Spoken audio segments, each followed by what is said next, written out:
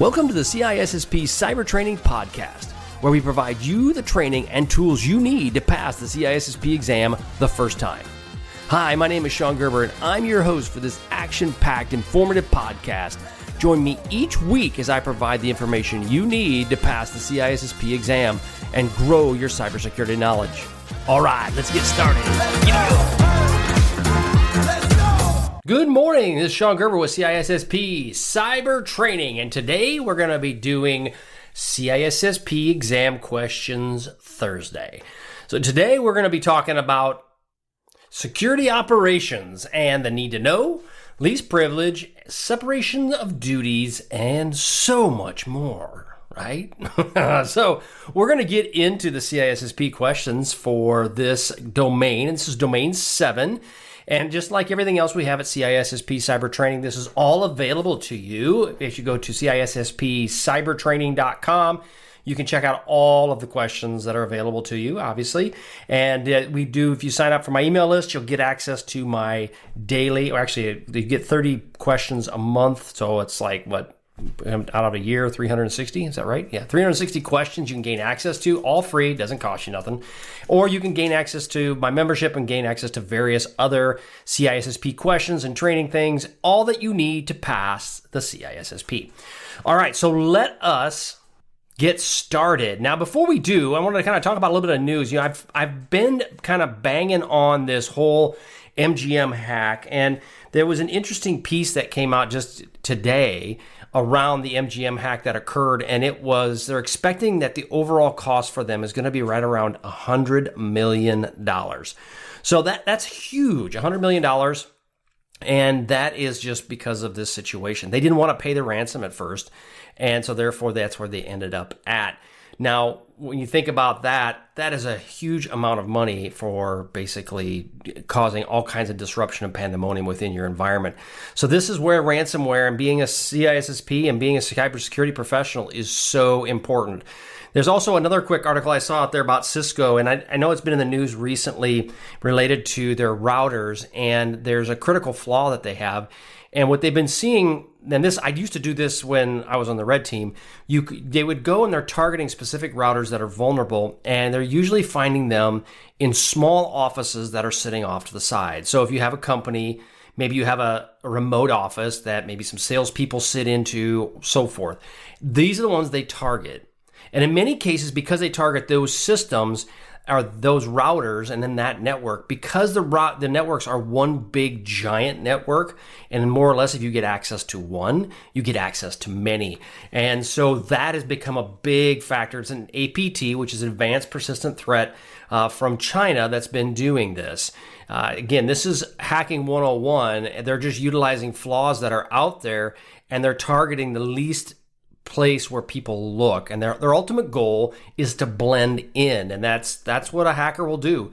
You have to try to root them out, you have to try to discover them, and if they go to places where there's not a lot of people but yet they have the same privileges as if they were on the bigger network, that is a prime place for these guys to go. So interesting articles out there around Cisco and around the MGM hack. I recommend that you go check those out.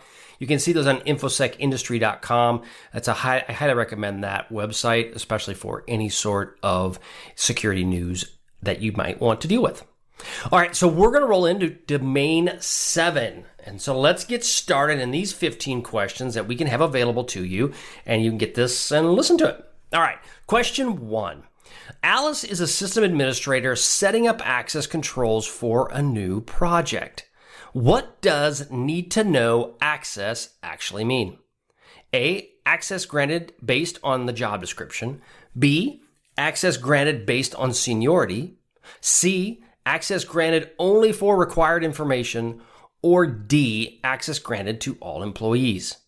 So we all know about need to know, and it's in the words, right? Whatever you need to know, in quotes. So it would be C, access granted only for the required information. Question 2. Bob is configuring user accounts for a financial application.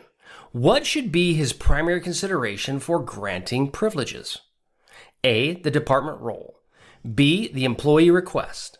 C, least access necessary. Or D, managerial approval.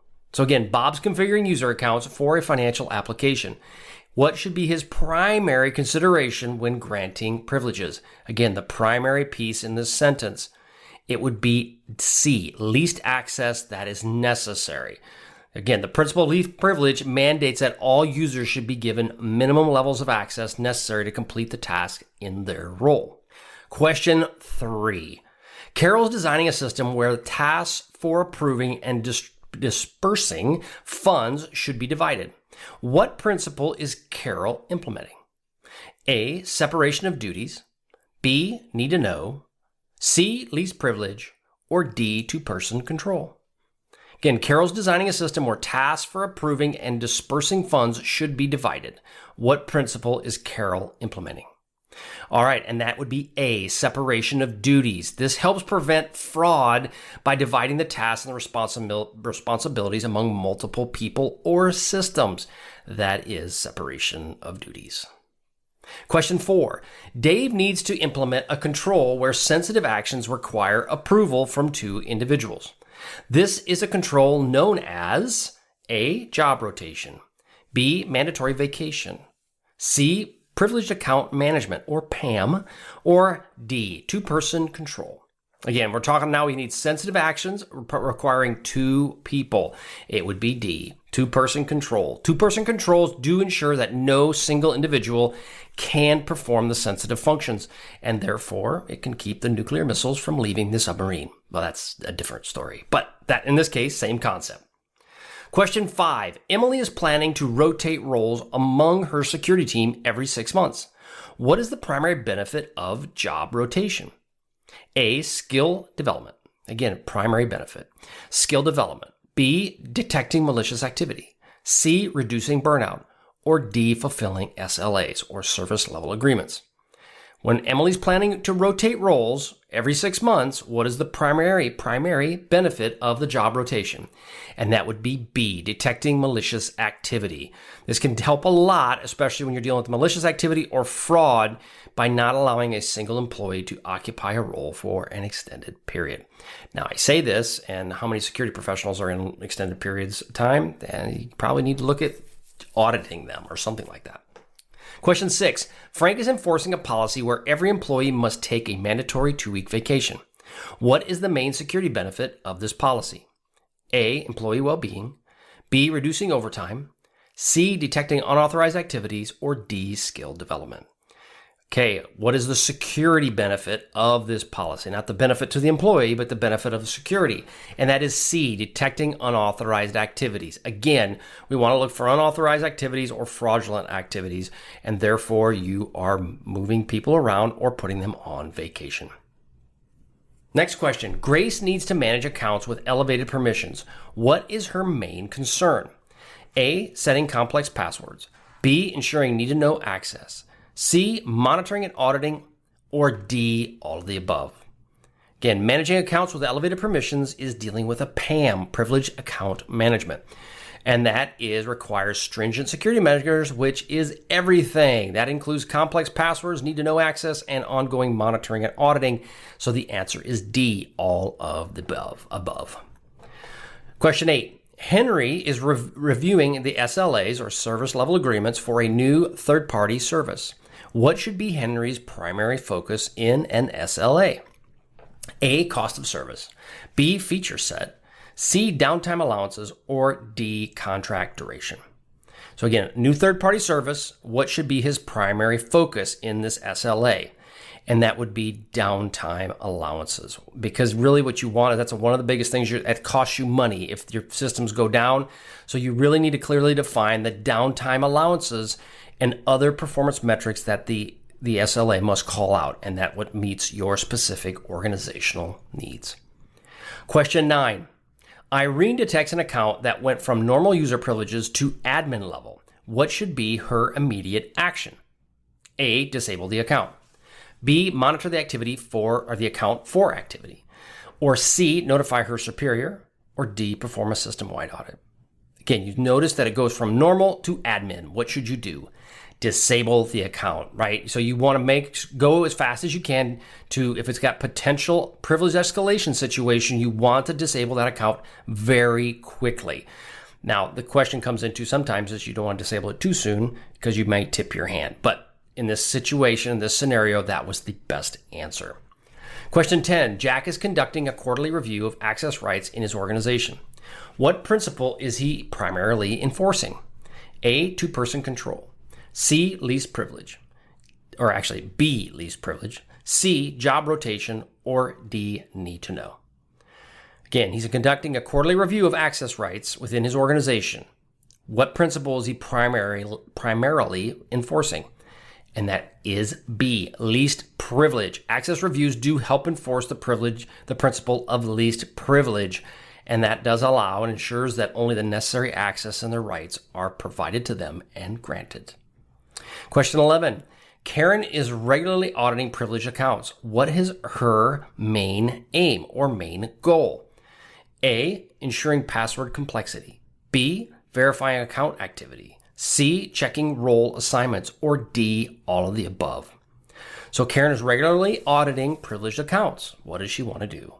She's doing all of the above, right? She's making sure password complexity, account activity, and role assignments are all correct.